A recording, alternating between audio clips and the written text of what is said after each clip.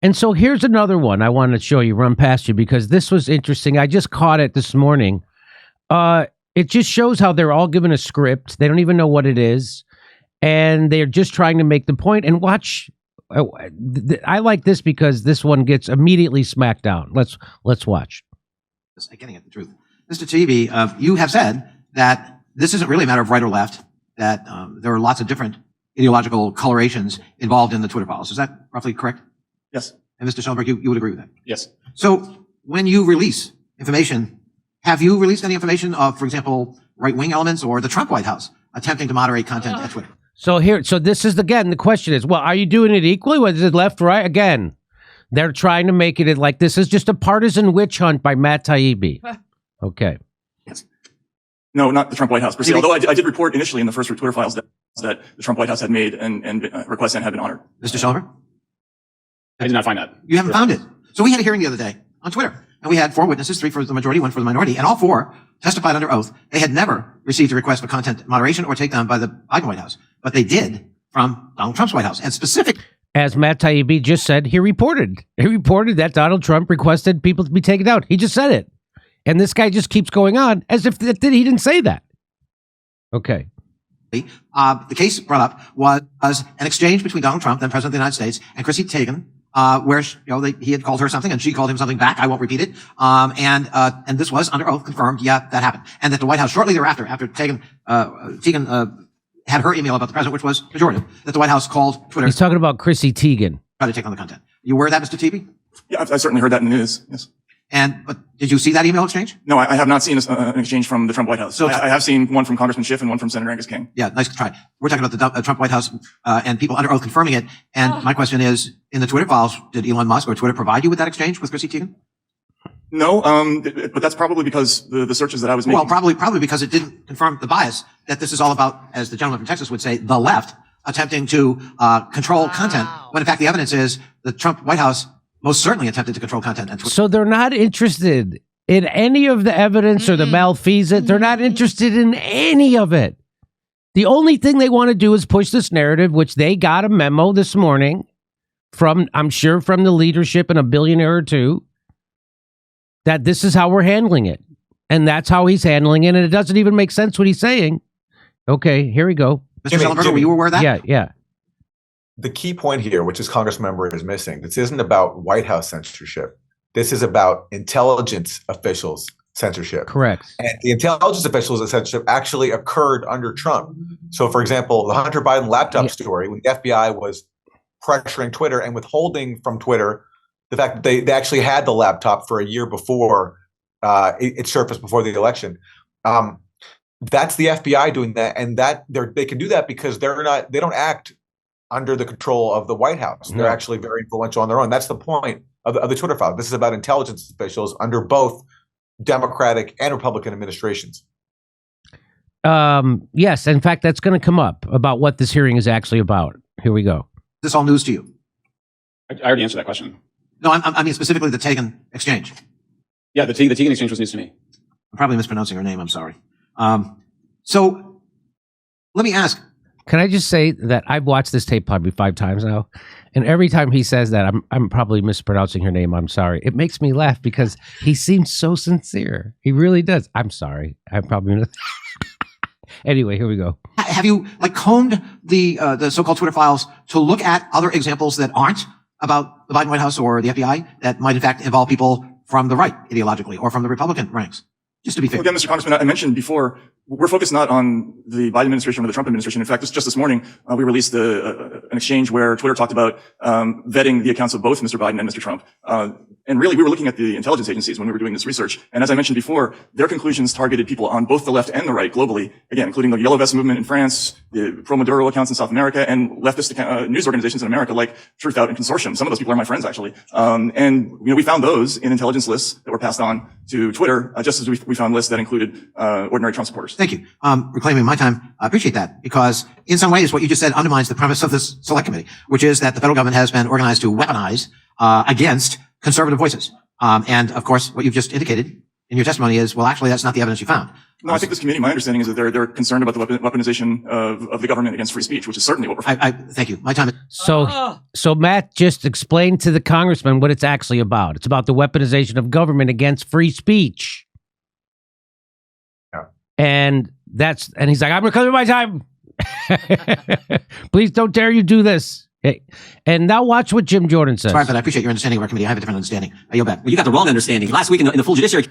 Jim, he goes, that was my understanding. He goes, well, you got the wrong understanding. And let's watch. Here we go. Here we go.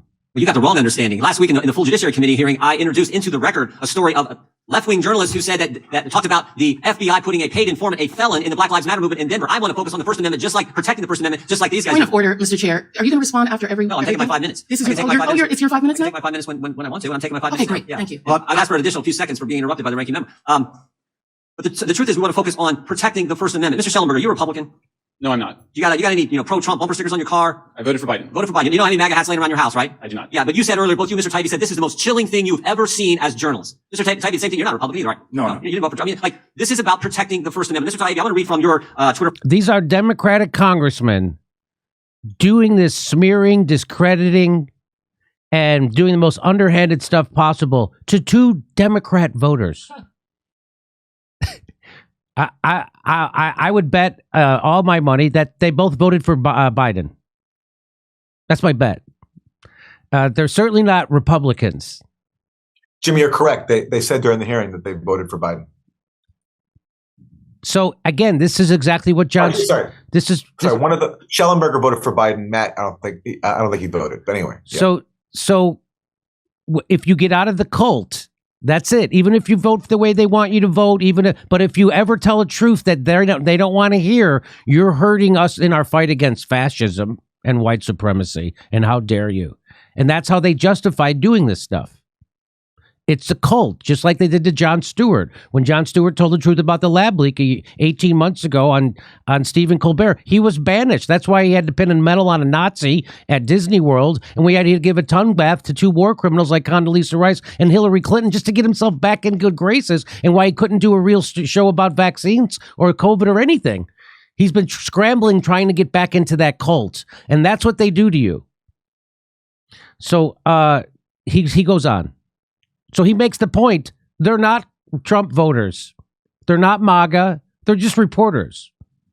Number 9, you say this. After weeks of Twitter files, the Bureau issued a statement Wednesday, referring to the FBI. Here's what the FBI said. It is unfortunate that conspiracy theorists and others are feeding the American public misinformation with the sole purpose of attempting to discredit the agency. You then follow up. This is why I think you're a award-winning author. You then follow up. They must think we're unambitious if our sole aim is to discredit the FBI. After all, a whole range of government agencies discredit themselves in the Twitter files. And then you go on to, in this particular Twitter file, talk about what Mr. Bishop was just talking about, the GEC at the State Department. You talk about the CIA. You talk about the DOD. You talk about the FBI. You talk about the DHS. You talk about the Foreign Intelligence Task Force, which is a combination of all these. But there was one agency you didn't mention. Because you didn't know at the time. One agency, you had almost the whole alphabet, but you didn't mention one agency, the FTC. You know about him now. Yes, we know about him now in an up-close and personal way. You didn't know then, but you do know now. December 2nd, as I said earlier, December 2nd, the first Twitter file comes out, Mr. Taibbi. And I think there are 5 others, including ones from Mr. Schellenberger. December 13th, the very first letter that the FTC sends to Twitter after the Twitter files, 11 days after the first Twitter file. There have been 5 of them come out. The FTC's first demand in that first letter after the Twitter files come out is identify all journalists, I'm quoting, identify all journalists and other members of the media to whom Twitter worked with. You find that scary, Mr. Taibbi, that you got a federal government agency asking a private company, who in the press are you talking with? I do find it scary. I think it's none of the government's business which journalists a private company talks to and why. I think every journalist should be concerned about that, and the absence of interest in that issue by my fellow colleagues in the mainstream media is an indication of how low the business has sunk. There was once a real esprit de corps and camaraderie within media. Whenever one of us was gone after, we all kind of rose to the challenge and supported. Used to be. Yeah, Used to be and that is gone now. We don't protect one What another. else used to happen? So, Aaron, let me bring you in. What is he talking about? He's talking about the FTC sent a letter 11 days after the first Twitter files was released, and they demanded to know all the journalists that Elon Musk and Twitter was working with. Is that what I'm to understand? Correct. They want a list of all journalists that Twitter's been in contact with. This is the FTC, the Federal Trade Commission, asked for this. Correct. Now, a normal person, to explain to them why that's bad. Well, because the whole point of journalism is that you have the right to protect your sources and you have the right to do your reporting without government intrusion. And this is the government trying to find out who you've been talking to.